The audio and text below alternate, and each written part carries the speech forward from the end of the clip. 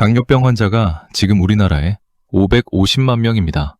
그런데 이분들 중 30%가 당화혈색소를 1년에 한 번도 측정하지 않고 있어요. 보험까지 적용되는 검사인데 말이죠. 제 외래에 70대 어르신 한 분이 오셨어요.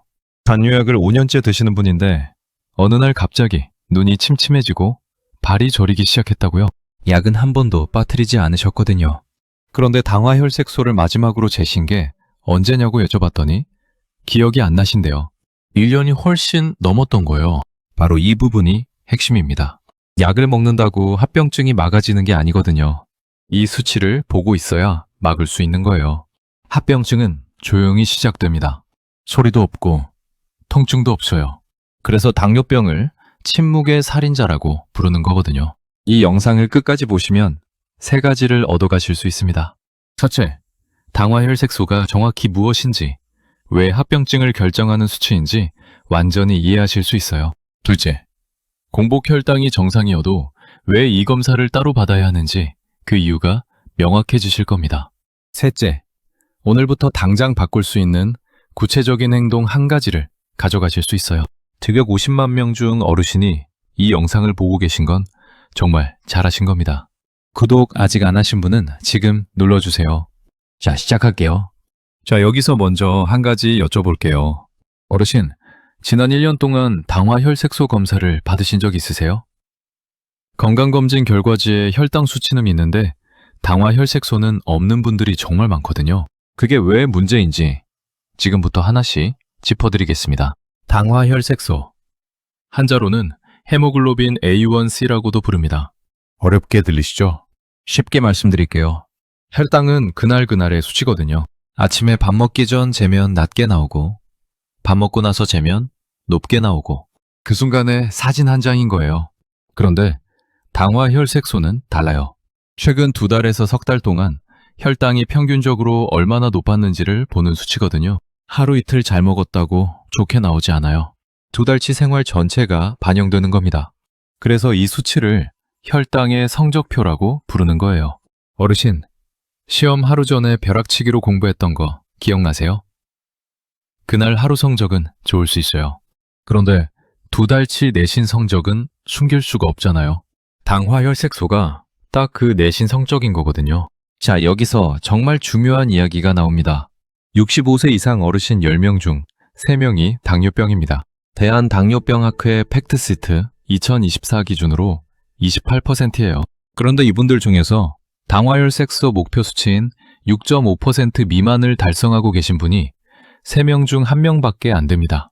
나머지 3명 중 2명은 지금 이 순간에도 합병증이 쌓이고 있을 수 있는 거거든요.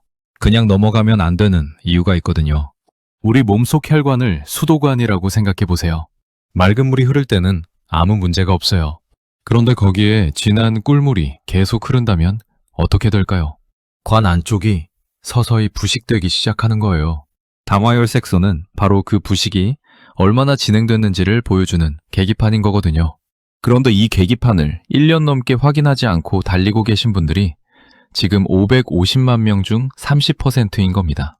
차에 비유하면 연료 계기판도 엔진 경고등도 안 보면서 고속도로를 달리고 있는 거예요.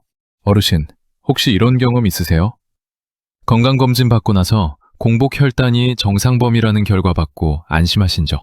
그런데 여기서 반전이 있거든요.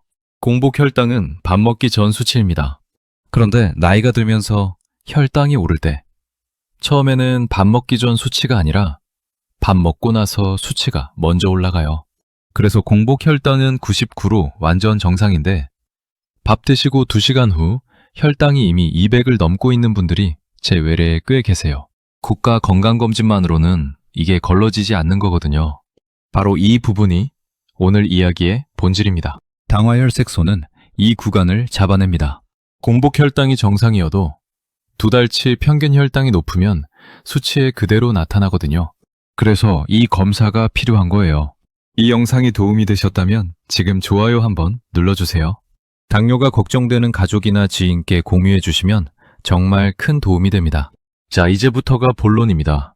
당화혈색소 검사, 보험까지 되는데 왜 안 받는 걸까요? 이유를 들여다보면 생각보다 구조적인 문제거든요. 제가 외래에서 자주 보는 패턴인데요. 당뇨약 처방받고 나서 다음 치료 때까지 특별한 증상이 없으면 그냥 오시는 분들이 많아요. 증상이 없으니까 괜찮다고 생각하시는 거거든요. 그런데 당뇨병은 증상이 없는 게 오히려 더 위험한 병이에요. 조용히 진행되다가 어느 날 갑자기 합병증으로 찾아오거든요. 그런데 여기서 많은 분들이 놓치는 게 있어요. 약을 드시는 것만으로는 충분하지 않다는 거예요. 약은 안경이랑 똑같습니다. 안경을 끼면 잘 보이죠? 그런데 안경을 끼고 있다고 해서 시력 검사를 안 받아도 되는 건 아니잖아요. 시력이 바뀌었는지, 도수가 맞는지 주기적으로 확인해야 하잖아요. 당뇨약도 마찬가지거든요. 약을 드시면서 그게 내 몸에 얼마나 효과를 내고 있는지 당화혈색소로 확인해야 하는 거예요. 자, 여기서 한번 정리를 해볼게요. 당화혈색소 수치와 합병증은 정확히 비례합니다. 이게 이 영상에서 제가 가장 강조하고 싶은 부분이에요. 수치가 높을수록, 그 기간이 길수록 합병증은 더 빠르게, 더 크게 옵니다. 눈 망막이 손상되어 시력을 잃거나 콩팥 기능이 떨어져 투석을 하게 되거나 발신경이 손상되어 결국 절단에 이르거나 이 모든 합병증이 혈당이 높았던 시간에 비례해서 쌓이는 거거든요. 실제로 지금 우리나라에서 새로 투석을 시작하는 환자가 1년에 약 1만 6천 명입니다. 그중 원인 1위가 당뇨병이에요.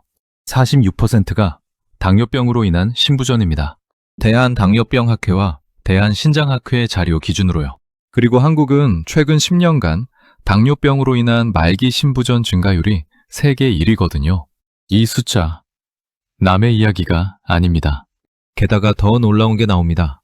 당뇨병 환자들 중에서 혈당만 관리하면 된다고 생각하시는 분들이 많아요.